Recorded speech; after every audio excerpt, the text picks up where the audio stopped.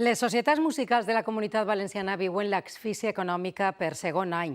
A la Comunitat Valenciana hi ha 600 entitats educatives sense ànim de lucre. Al llarg del 2020 tingueren pèrdues per valor de 20 milions d'euros.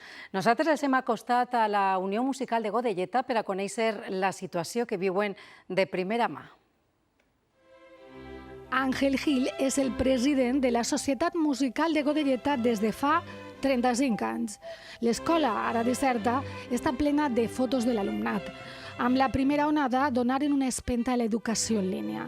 Tenen 170 estudiants. Estamos manteniendo el tipo, estamos manteniendo la llama con la escuela. La seva última actuació va ser l'any passat, una font d'ingressos per la qual cobraven 30.000 euros. Enguany tampoc sonaran les bandes fora dels seus locals. Todo eso se ha suspendido, por supuesto, y hay una parte gorda de financiación de la sociedad y de los propios músicos. Conformades com a entitats sense ànim de lucre, la Comunitat Valenciana en té 600.